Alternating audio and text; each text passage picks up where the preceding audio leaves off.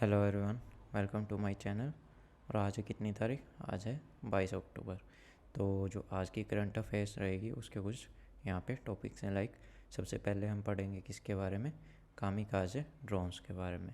फिर हमारा next topic रहेगा यूनिफॉर्म सिविल कोड से रिलेटेड, कि भाई ये अभी फिर से न्यूज़ में क्यों है, उसके बारे में देखेंगे।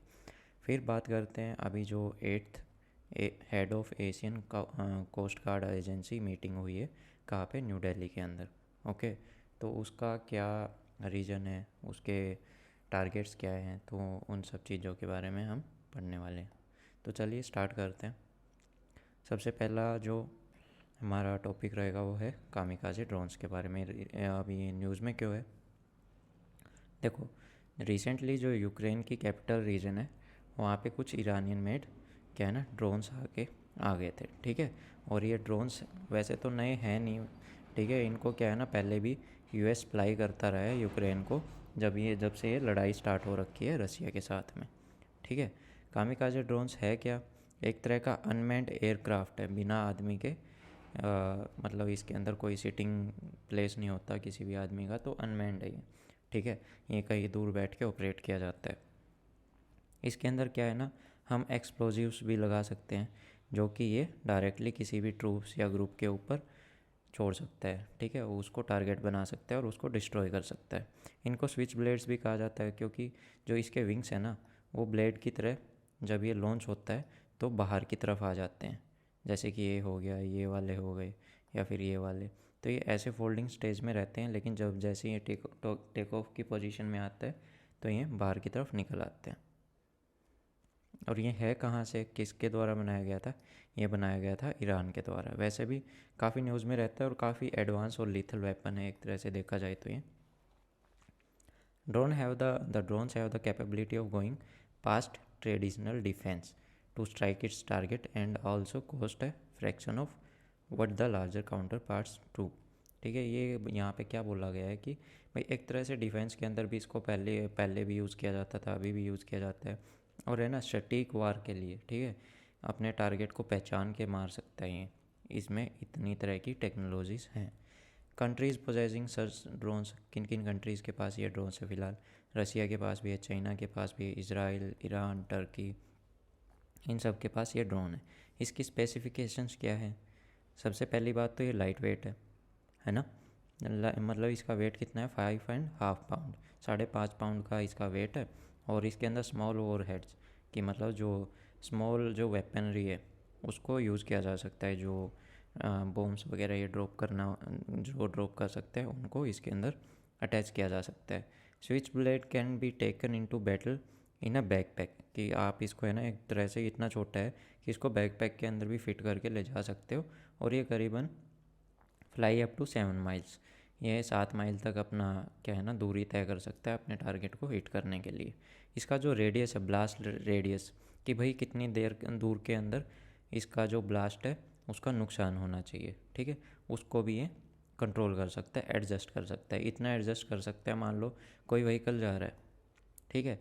यहाँ पे उसका ड्राइवर है और यहाँ पे पीछे पैसेंजर बैठे हैं। आपका टारगेट कौन है? आपका टारगेट सिर्फ ड्राइवर है। तो इसको ऐसे सेट किया जा सकता है कि जब ये ब्लास्ट होगा तो उस टाइम पे जो हार्म है केवल और केवल ड्राइवर को ही पहुँचे, जो पीछे वाले जो पैसेंजर्स हैं इनको ज़्यादा नुकसान ना पहुँचे। तो इस वजह से ये उसको भी कंट्रोल कर सकता है, एडजस्ट कर सकता है।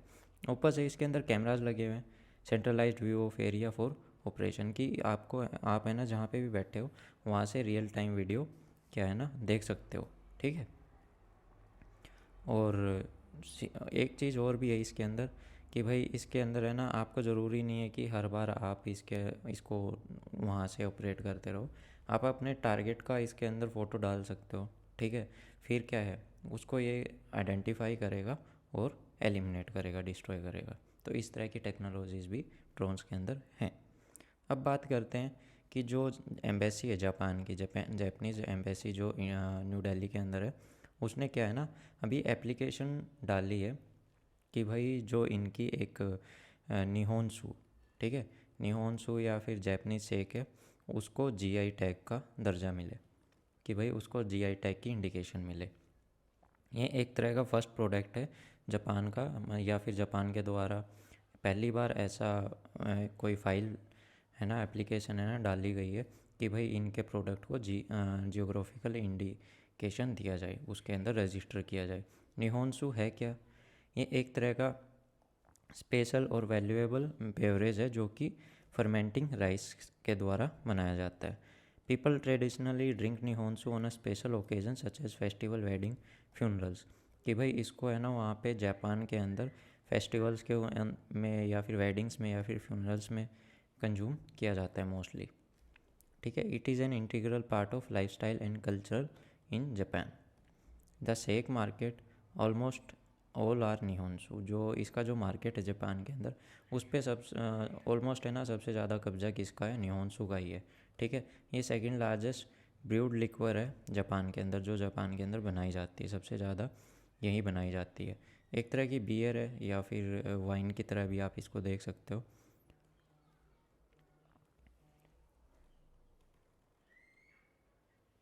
तो इसको what is the geographical indication tag, इसके बारे में देखते हैं।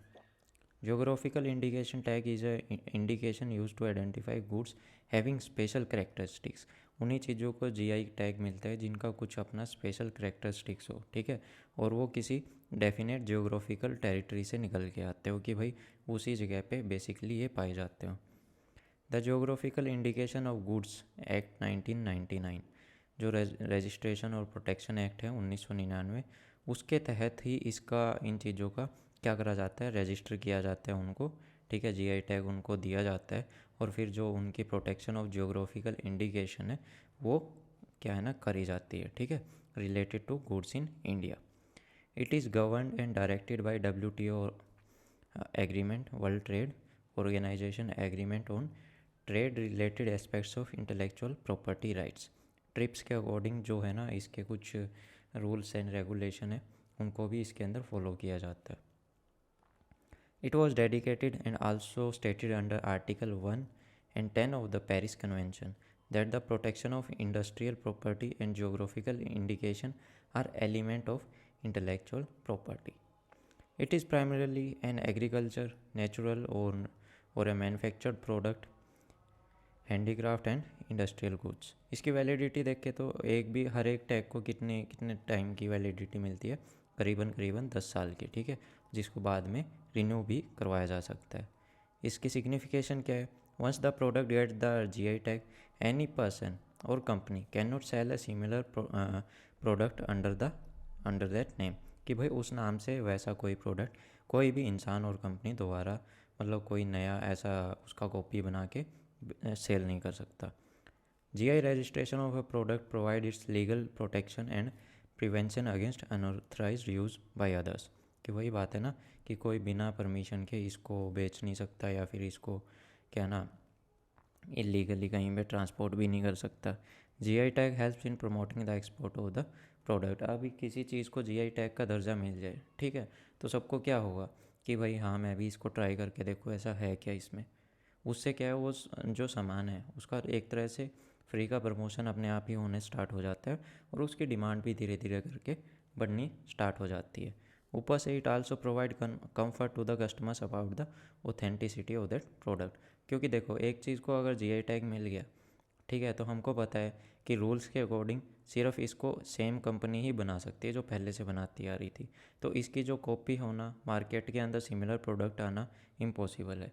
तो उससे कस्टमर्स के अंदर क्या रहेगा कि ये जो प्रोडक्ट है ये जेन्युइन है, ये ऑथेंटिकेट है। तो इस तरह का डर भी निकल जाएगा कि ये किसी तरह से डुप्लीकेट हो सकता है। जो नेक्स्ट टॉपिक रहेगा हमारा heads of Asian coast guard agency meeting. ये अभी हुई थी कहाँ पे? दिल्ली के अंदर, न्यू दिल्ली के अंदर हुई थी 18वीं। सॉरी मैंने वहाँ पे 8 बोल दिया था, तो ये 18वीं हुई थी। ओके। जिसके अंदर जो डिफेंस ऑफ मिनिस्टर है ऑफ इंडिया, उन्होंने भी इसके अंदर क्या करा था? पार्टिसिपेट किया था। What is the head of Asian coast guard agency meeting? ये है क्या एक तरह की? It is an apex level form facilitating the congregation of all the major coast guard agency of the Asian regions. कि भाई एशियन रीजन के अंदर जितनी भी कंट्रीज आती हैं उनके जितने भी कोस्ट गार्ड एजेंसीज़ हैं उन सब ने इसके अंदर पार्टिसिपेट किया है। और ये कब एस्टेब्लिश करी गई थी, करीबन 2004 के अंदर इसका एस्टेब्लिशमेंट हुआ था। एक तरह से इसमें क्या है ना, 23 कंट्रीज़ ने मल्टीलेटरल फॉर्म है 23 कंट्रीज़ का, जिसके अंदर ये जितने भी मैंने नाम दे रखे हैं यहाँ पे ये सभी इंक्लूडेड है, जैसे कि Australia, Bahrain, Bangladesh, Brunei, Cambodia, China, France, India, Indonesia, Japan, south Korea, Laos, Malaysia, Maldives, Myanmar, Pakistan, Philippines, Singapore, Sri Lanka. तो ये आप है ना एक बार पढ़ लेना, ठीक है। हांगकॉन्ग जो कि चाइना के अंदर बताया गया, ठीक है। The Indian coast guard is hosting the 18th, okay, 18th HACGAM। तो ये उसकी शॉर्ट फॉर्म है। किसके साथ कोऑर्डिनेट करके, जो वहाँ के सेक्रेटरीट है उनके साथ। इसके अंदर जो 55 रिप्रेजेंटेटिव हैं 18 कंट्रीज से एंड 2 इंटरनेशनल ऑर्गेनाइजेशंस, ठीक है। 2 ऑर्गेनाइजेशंस ने भी इसके अंदर पार्टिसिपेट किया, जिसमें regional cooperation agreement on combat piracy and armed robbery against the ships in Asia, information sharing centre and United Nation office of drug and crime, global crime programme, ये सब ने इसके अंदर क्या करा, पार्टिसिपेट किया। What is Indo Pacific region? Indo Pacific region is a recent concept. It was about a decade ago that the world started talking about Indo Pacific. उससे पहले इसकी कोई इतनी ज़्यादा चर्चा नहीं होती थी, तो अभी इतना क्यों होने लग गया? क्योंकि उसका भी एक रीज़न है। One of the reason behind the popularity of this term is understanding that the Indian Ocean and Pacific are linked strategic theatre. एक तरह से एक दूसरे के साथ है ना, इनकी स्ट्रेटेजिक इंपॉर्टेंस काफ़ी ज़्यादा है। और वो क्यों है? क्योंकि the centre of gravity shifted to Asia, ठीक है। एशिया एक तरह से बहुत बड़ा मार्केट उभर के सामने आ रहा है। The reason being maritime routes, the Indian Ocean and the Pacific provide the sea lanes, कि भाई जितना भी बड़े बड़े मेजर ट्रेड्स हो रहे हैं, है ना, एक तरह से वो कहाँ से हो रहे हैं? समुद्र के रास्ते हो रहे हैं। और समुद्र के रास्ते में सबसे बड़ा क्या है? पैसिफिक ओशियन, इंडियन ओशियन, जहाँ से ये एक तरह से सबसे बड़ी सी लेन है, जहाँ से मेजर क्या होती हैं, डीलिंग होती हैं, है ना, यहाँ से सारा कारोबार चलता है। तो ये एक तरह का वर्ल्ड ट्रेड पैसेज है थ्रू ओशियंस। सिग्निफिकेंस देखते हैं, सिग्निफिकेंस क्या है? The Indo Pacific region is one of the most populous, एक तरह से सबसे पॉपुलर, मतलब सबसे ज़्यादा इसके अंदर लोग हैं, ठीक है। Economically active region of the world which include 4 continents, कि भाई इंडो पैसिफिक रीजन के अंदर 4 कॉन्टिनेंट आते हैं, Asia, Africa, Australia and America. अब देख लो कि भाई एशिया में कितनी ज़्यादा पॉपुलेशन है, फिर अफ्रीका आ जाता है, वहाँ भी कितनी पॉपुलेशन है, ऑस्ट्रेलिया एंड अमेरिका। तो एक तरह से ना जो वर्ल्ड की 60% पॉपुलेशन है, ठीक है, और 2/3 ग्लोबल इकोनॉमिक्स, तो उसका सेंटर क्या है? यही है, इंडियन और इंडो पैसिफिक रीजन, है ना। The region is also great source of destination for foreign direct investment. जो ये कंट्रीज़ हैं इनके अंदर है ना मोस्टली क्या है, फॉरेन डायरेक्ट इन्वेस्टमेंट होती है, जैसे कि इंडिया में भी होती है। Many of the world's critical and large supply chains have an Indo Pacific connection. FDI के बारे में आपने अभी रिसेंट में भी पढ़ा था कि भाई पैसा कमज़ोर होता जा रहा है, ठीक है, हमारा रुपये कमज़ोर होता जा रहा है। क्यों? क्योंकि क्या है ना कि US की जो बैंक है, फेडरल रिजर्व, उसने क्या करा, अपने इंटरेस्ट रेट्स को हाइक कर दिया। अब जो FDI इंडिया के अंदर इन्वेस्ट कर रखी थी, बाहर के जितने भी बिजनेसमैन्स थे, उन्होंने अपना पैसा यहाँ से निकालना स्टार्ट कर दिया, जिससे जो हमारा रुपया है उसकी हालत और ख़राब होने लग गई, है ना। तो इस वजह से सबसे ज़्यादा ज़रूरी होता है कि किसी देश के अंदर FDI का जो इन्वेस्टमेंट है वो और अच्छा होना चाहिए, बढ़ता रहना चाहिए, जिससे वहाँ की करेंसी और वहाँ का जो इकोनॉमिक सिचुएशन है वो काफ़ी अच्छी बनी रहे। There are the vast reserve of marine resources in the Indian and Pacific Ocean. जो इंडियन ओशियन और पैसिफिक ओशियन या फिर इंडो पैसिफिक ओशियन है, इसके अंदर जो मरीन रिसोर्सेज हैं वो भी काफ़ी ज़्यादा हैं, लाइक हाइड्रोकार्बन्स, मीथेन हाइड्रेट्स, या फिर seabed minerals and rare earth metals, okay. और एक तरह की हाई लेवल मीटिंग थी जो कब से कब तक चली, 14 तारीख से 18 तारीख तक, ठीक है। कहाँ पे? न्यू दिल्ली के अंदर। Sizeable coast line and exclusive economic zones, कि भाई जो जो कंट्रीज़ हैं उनका इकोनॉमिक जोन कितना बड़ा है, ये तो आपको पता ही है ना, कितने एरिया तक, कितने नॉटिकल माइल्स तक किसी का special economic, exclusive economic zone होता है, ये सब आपको पता होना चाहिए। अगर फिर भी नहीं पता है तो कोई एक स्टूडेंट प्लीज़ अपना कमेंट सेक्शन के अंदर बता दीजिएगा। In turn, number of world's largest economy are located in the Indian Indo Pacific region, कि भाई वर्ल्ड की सबसे बड़ी बड़ी इकोनॉमीज़ या इकोनॉमीज़ यहाँ पे क्या है ना प्रेजेंट है। कौन से रीजन में? इंडो पैसिफिक रीजन में। लाइक इंडिया हो गया, इंडिया भी अभी काफ़ी ज़्यादा स्पीड से बढ़ता ही जा रहा है ना। चाइना हो गया, यूएसए की तो खस्ता हालत होनी स्टार्ट हो रखी है। Japan, Australia. What is India's perspective of the Indo Pacific? भाई इंडिया का पर्सपेक्टिव क्या है, किस नज़रिए से इंडिया इसको देखता है? Cooperate with other for security architecture. A lot of India's special partners, the US, Australia, Japan, Indonesia, wants India's presence in the South China Sea.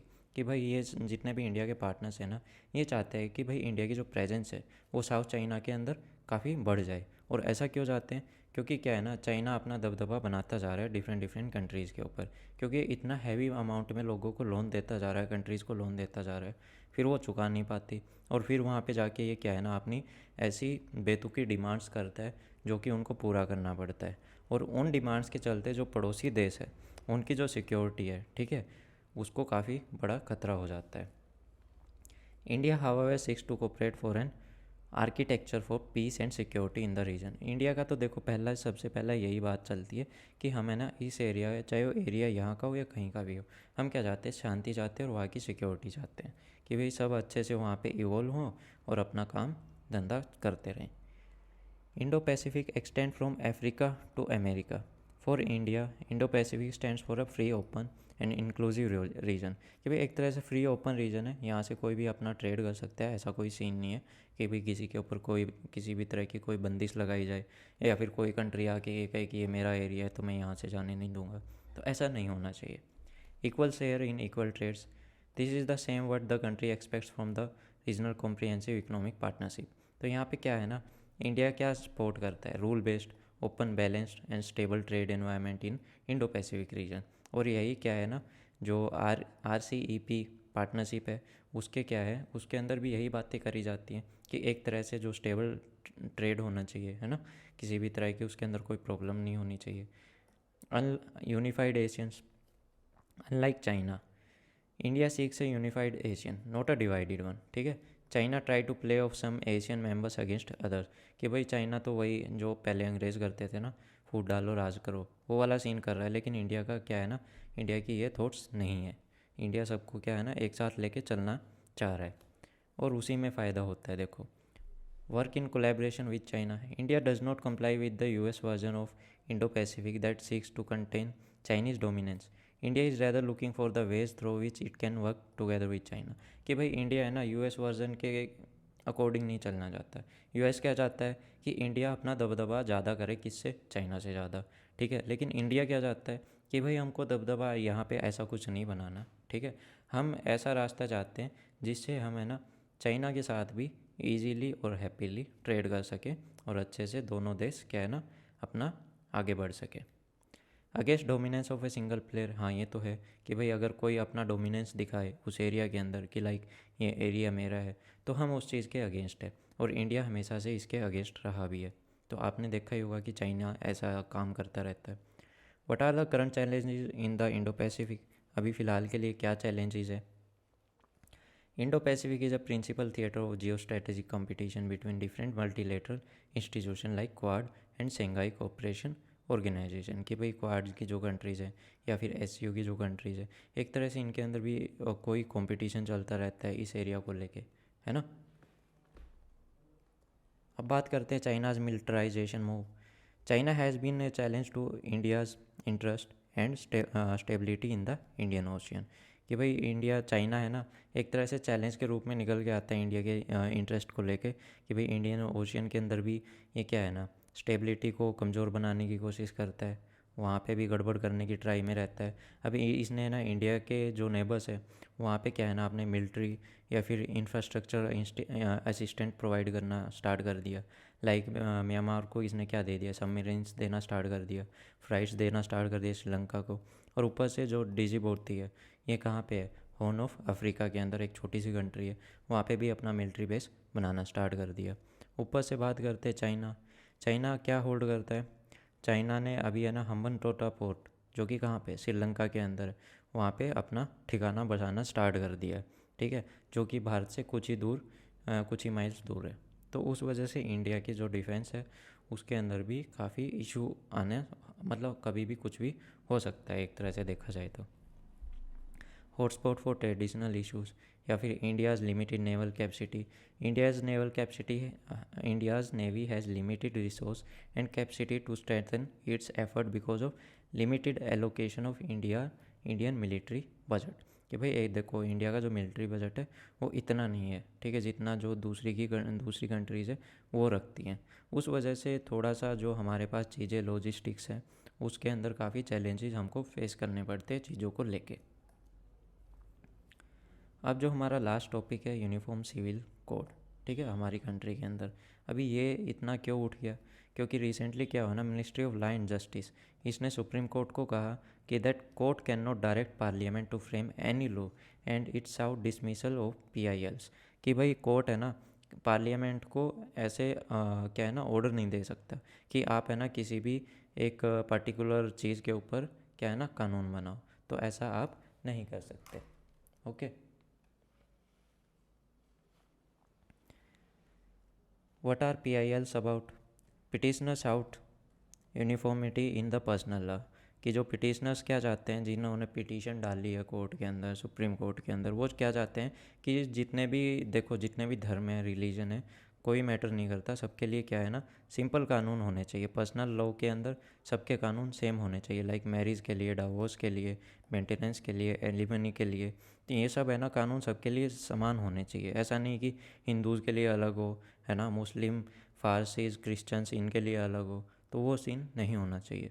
The petition out steps to remove anomalies regarding the law for divorce and make them uniform for all the citizen and uniform guardians for adoption and guardianship of the childrens. कि भाई जो adoption rate होता है, मतलब जो मान लो किसी का डाइवोर्स हो रहा हो, ठीक है, तो जो बच्चों के जो गार्डियंस होते हैं कि भाई बच्चे को अडोप्ट कैसे करें या फिर किसके पास बच्चा रहेगा, तो उसको लेके भी थोड़े थोड़े मतभेद रहते हैं। अब यहाँ पे गवर्नमेंट का स्टैंड क्या है? गवर्नमेंट क्या कहता है कि भाई this is the matter of policy for the elected representative. कि भाई ये काम है ना, ये पॉलिसीज़ बनाना, कानून बनाना, उनको लागू करना किसका काम है? जो लोगों के द्वारा चुना गया है, जिसको, जो मिनिस्टर्स होते हैं, जो गवर्नमेंट होती है, उनका काम होता है कानून बनाना। ठीक है, कोर्ट का काम क्या होता है? फैसले सुनाना। अगर कोई कानून गलत है तो आप उसके ऊपर अपनी जजमेंट दे सकते हो, लेकिन आप पार्लियामेंट को डायरेक्ट नहीं कर सकते किसी भी कानून को बनाने के लिए। तो यही बात क्यों कौन कहता है? गवर्नमेंट कहती है, जो लॉ मिनिस्ट्री है वो कहती है। ऊपर से the law ministry has requested the law commission to examine various issues regarding the UCC। कि लॉ मिनिस्ट्री ने किसको रिक्वेस्ट किया? लॉ कमीशन को, कि जो आप है ना, जो ये इश्यूज़ हैं related to uniform civil code, इनको देखिए और अपनी रिकमेंडेशन दीजिए कि भाई इसके अंदर हमको क्या बदलाव करना चाहिए डिफरेंट कम्युनिटीज़ को लेके।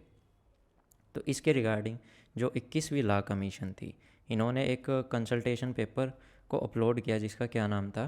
Reform of family law substantially in August 2018 के अंदर इन्होंने उसको लागू किया। But the term of the 21st law commission came to end in August 2018 के अंदर वो लॉ कमीशन भी ख़त्म हो गई, उसके साथ ही जो उनकी जो रिपोर्ट थी वो भी इधर उधर हो गई भाई। What is the uniform civil code? ये है क्या? Uniform civil code is envisage to provide one law for entire country. ठीक है, कि भाई एक लॉ होना चाहिए, समान रूप का कानून होना चाहिए इस पूरी कंट्री के लिए, चाहे वो कोई भी धर्म हो, लेकिन related in to personal matters. Personal matter के अंदर देखो, जो क्रिमिनल लॉ है वो तो समान रूप से सबको लागू होते हैं। ठीक है, अगर कोई गलत काम करेगा तो जो जितनी सज़ा एक हिंदू को मिलनी चाहिए उतनी सज़ा एक मुस्लिम को भी मिलती है, एक क्रिश्चियन को भी मिलती है, एक सिख को भी मिलती है। तो वहाँ पे सब सेम है। लेकिन जो पर्सनल मैटर्स है ना, उसके अंदर अपने कुछ रिलीजन्स है अलग अलग, जिनके खुद के अपने कुछ लॉ है, तो अभी फ़िलहाल उनके अकॉर्डिंग काम चलता आ जा रहा है। लेकिन लोगों की क्या मांग है ना कि भाई आप उनको भी क्या कर दो, यूनिफॉर्म कर दो, सबके समान रूप से लागू कर दो। ठीक है, जिससे कोई किसी भी तरह का कोई इशू नहीं होगा। अब बात करते हैं आर्टिकल 44 कॉन्स्टिट्यूशन की, जो ले डाउन क्या करता है, state shall endeavours to secure the UCC for the citizen throughout the territory of country, कि भाई सरकार की क्या काम है कि वो पूरे देश के अंदर समान रूप से कानून को लागू करे। आर्टिकल 44 एक तरह से क्या पार्ट है किसका, डीपीएसपी का, है ना। The purpose behind the article 44 is to strengthen the object of secular democratic and republic, कि भाई देश को है ना धर्म निरपेक्ष बनाया जाए, मतलब धर्म के नाम पे किसी भी तरह का भेदभाव नहीं होना चाहिए, है ना। एक तरह से हो ही गया ये, ठीक है। एक रिलीजन का अपना अलग कानून है तो दूसरे का अलग, तो वो चीज़ें भी नहीं होनी चाहिए। प्रियम्बल के अंदर ऐसा क्या है ना, देखो सेक्युलर डेमोक्रेटिक एंड रिपब्लिक, ये तीनों के तीनों वर्ड्स कहाँ पे मेंशन है, हमारे प्रियम्बल के अंदर है। अब बैकग्राउंड देखते हैं। The origin of UCC date back to colonial India when British government submitted its report in 1835। 1885 के अंदर ब्रिटिश गवर्नमेंट ने अपनी रिपोर्ट सबमिट करी और उन्होंने क्या किस चीज़ पे जोर दिया कि भाई इस देश के अंदर यूनिफॉर्मिटी की ज़रूरत है। इस वजह से इन्होंने इंडियन लॉ का कोडिफिकेशन किया related to crime, evidence and contracts. Specifically recommended that personal law of Hindu and Muslim should be kept out such codification, कि भाई हिंदू और मुस्लिम के जो ये कानून है ना, जो पर्सनल लॉज हैं उनको दूर रखा जाए और जो बाकी के जो कानून हैं उनको समान रूप से लागू किया जाए। अब इनको पता था उस टाइम पे अगर ये हिंदू मुस्लिम के कानून को एक समान कर देते तो दोनों भिड़ जाते, है ना, और इनके खिलाफ ही जंग छेड़ देते और इनको भगा देते। काश ये हो जाता उसी टाइम पे। Increase in legislation dealing with the personal issues in far end of British rule force the government to form the BN Rau committee to codify Hindu law in 1941, कि भाई BN राव कमेटी को काम दिया गया कि भाई आप हिंदू लॉ को कोडिफाई करो। 1941 के अंदर इस कमेटी का गठन हुआ था। Based on this recommendation a bill was then adopted in 1956 में इन्होंने एक बिल लेके आए जिस as a Hindu succession act, ठीक है, to amend and codify the law related to intestate or unwilled succession among Hindu, Buddhist, Jain and Sikhs, कि भाई इनके लिए अपना एक जो क्या है ना बिल लेके आए जिसके अंदर कुछ पर्सनल लॉ को रिलेटेड क्या थे, कानून थे। However there was separate personal law for Muslim, Christians and Parsis, इनके लिए क्या थे, सेपरेट लॉज थे, किन से, हिंदूज, बुद्धिस्ट और जैन और सिख से। In order to bring uniformity the court have often said in their judgement, कि भाई यूनिफॉर्मिटी के लिए कोर्ट ने कई बार ये जजमेंट्स दिए that government should move towards UCC, कि भाई गवर्नमेंट को यूनिफॉर्म सिविल कोड की तरफ मूव होना चाहिए। जिस अगर ये गवर्नमेंट है ना यहाँ तक पहुँच गई तो आधी से ज़्यादा प्रॉब्लम्स है ना यूँ ही ख़त्म हो जाएंगी। The judgement in Shah Bano case 1985 is well known. Another case such as Sarla Mudgal case 1995 which deal with the issue of bigamy and conflict between the personal law and existing the matter of marriage by arguing that the practice such as triple talaq, polygamy मतलब एक से ज़्यादा शादियाँ impact the adversely the right of women to a life of dignity, and center has raised the question whether the constitutional protection given to the religious practices should extend even to those are not in compliance with the fundamental rights। तो यहाँ पे क्या है ना, centre भी काफ़ी बार question उठाता रहा है कि भाई जो ये पर्सनल लॉ है, ठीक है, ये ज़्यादा ज़रूरी है या फिर किसी इंसान के फंडामेंटल राइट्स। देखो पर्सनल लॉ को के अकॉर्डिंग हम जाते हैं किसी भी रिलीजन के, तो कहीं ना कहीं जो हमारे फंडामेंटल राइट्स हैं जो बिना किसी धर्म के, है ना, बिना किसी धर्म को देखते हुए सबके लिए समान रूप से लागू है, तो उधर है ना ये कहीं ना कहीं जाके कॉन्फ्लिक्ट करते हैं आपस में। तो वहाँ पे क्या है ना, वहाँ पे क्या कौन किसकी जीत होनी चाहिए, फंडामेंटल राइट्स की होनी चाहिए। क्यों होनी चाहिए, क्योंकि ये कॉन्स्टिट्यूशन के अंदर मेंशन है। तो इसी वजह से यूनिफॉर्म सिविल कोड का आना सबसे ज़रूरी है, क्योंकि ये भी वहाँ पे मेंशन है अकॉर्डिंग टू आर्टिकल किसे, article 44। Status of uniform code in India, India के अंदर अभी फ़िलहाल इसका क्या मतलब क्या स्टेटस है। Indian law do follow uniform civil code in matters of civil matters such as Indian contract act 1972, CPC, transfer of property act 1882, partnership act 1932, evidence act 1872। इनके अंदर समान रूप से सबके लिए सेम कानून है। States however have made hundreds of amendments, therefore in certain matter there is diversity even under this secular civil laws. देखो गोवा के अंदर अकेली ऐसी स्टेट है जहाँ पे यूसीसी लागू है, ठीक है, और several state refuse to be govern by the uniform motor vehicle act जो अभी रिसेंट में आई थी। What are the implication of uniform civil code on personal law? Simplification of law, सीधी सी बात है कि भाई जो कॉम्प्लेक्स मैरिज सेरेमनीज होती है, इनहेरिटेंस, सक्सेशन, अडॉप्शन, ये जो सिस्टम होते हैं ना, ये सारे जितने भी कॉम्प्लेक्स लॉज हैं वो क्या हो जाएंगे, बिल्कुल सिंप्लीफाई हो जाएंगे, सबके लिए एक रूप से लागू हो जाएंगे. UCC aims to provide protection to vulnerable sections such as Ambedkar including womens and religious minority. भाई अम्बेडकर जी के द्वारा भी ये बोला गया था कि भाई अगर यूसीसी का एम क्या है, यूनिफॉर्म सिविल कोड का एम क्या है, कि भाई जितनी भी वुमेंस है, रिलीजियस माइनॉरिटी हैं, उनके साथ किसी भी तरह की कोई भेदभाव ना हो, है ना, और एक तरह से पूरा देश एक यूनिटी के रूप में आके खड़ा हो जाए. इस वजह से इनकी काफ़ी ज़्यादा ज़रूरत है. लेकिन उस टाइम पे है ना सिचुएशन इतनी फेवरेबल नहीं थी कि हम उस टाइम पे ही यूसीसी को लागू कर ले, यूनिफॉर्म सिविल कोड को लागू कर ले, क्योंकि लोगों की जो साक्षरता थी, जो पढ़ाई लिखाई थी, एजुकेशन, वो उतनी थी नहीं, तो लोग उस चीज़ को समझ नहीं पाते.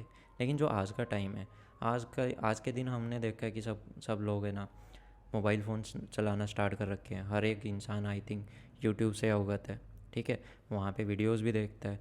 तो और क्या है ना, डे टू डे लाइफ का उनको पता होता है कि उनके सराउंडिंग चल क्या रहा है, तो उनको भी पता है आज के दिन ज़रूरी क्या है. तो इस वजह से ये सही टाइम मेरे को तो लगता है, इन माई पर्सनल व्यू, कि हमको यूसीसी को लागू कर देना चाहिए. Challenge is diverse personal law, ठीक है, कम्युनल पॉलिटिक्स होता रहता है आपस में, तो जो इसको लागू नहीं होने देता. कॉन्स्टिट्यूशनल हार्डल्स हैं कुछ, like article 25 of the Indian constitution that seeks to preserve the freedom of practice, ठीक है, freedom to practice and propagate any religion get in to conflict with the concept of equality and under article 14 of the Indian constitution की 15 जो article 25 क्या कहता है कि भाई हर एक इंसान को समान रूप से अधिकार है कि वो अपनी जो धर्म है, उसकी जो फ्रीडम है, उनको क्या है ना अपने तरह से क्या है प्रैक्टिस कर सकता है, ठीक है, उसको मान सकता है. तो उसके अंदर कोई भी किसी भी तरह की कोई अड़चन पैदा नहीं कर सकता, कोई इंटरफेरेंस नहीं कर सकता. एक तरह से हमारे लॉज ही हमारे जो फंडामेंटल राइट्स हैं, है ना, और डीपीएसपी हैं, वो भी आपस में कॉन्फ्लिक्ट करते रहते हैं. तो कहीं ना कहीं चीज़ों को हमको अमेंडमेंट करके इन सब जो प्रॉब्लम्स हैं या जो लूप होल्स हैं, इनको ठीक कर लेना चाहिए टाइम के अकॉर्डिंग. तो ये थी आज की हमारी क्लास. कैसी लगी प्लीज़ मेरे को बताइएगा. वीडियो अच्छी लगी हो तो लाइक कीजिएगा. और इस क्लास की जो पीडीएफ है वो आपको कहाँ पे मिल जाएगी, टेलीग्राम पेज पे. और प्लीज़ अगर वीडियो को स्टार्ट करते हो तो डू इसको एंड तक देखा करो, वरना कोई मतलब नहीं होता. आप एक चीज़ अधूरी देखोगे, क्या है ना, आप कहीं और से भी पढ़ोगे ना, तो वो फिर सारा कुछ आपका मैसअप कर देगी. जहाँ से भी पढ़ो अच्छे से पढ़ो, एक ही बार पढ़ो, कि बार बार आपको धक्के ना खाना पड़े. ओके. और कोई भी सुझाव या फिर कुछ भी मैंने कुछ गलत बता दिया तो प्लीज़ मेरे को कमेंट सेक्शन में बताइएगा. टेलीग्राम पेज का लिंक आपको कहाँ पे मिल जाएगा, यहाँ पे डिस्क्रिप्शन के अंदर. और हाँ, यूपीएससी से रिलेटेड मैंने कुछ बुक्स के लिंक्स भी डाले गए हैं, तो अगर किसी को देखना हो या फिर कोई इशू हो तो आप वहाँ पे जाके चेकआउट कर सकते हैं. Thank you. Have a nice day.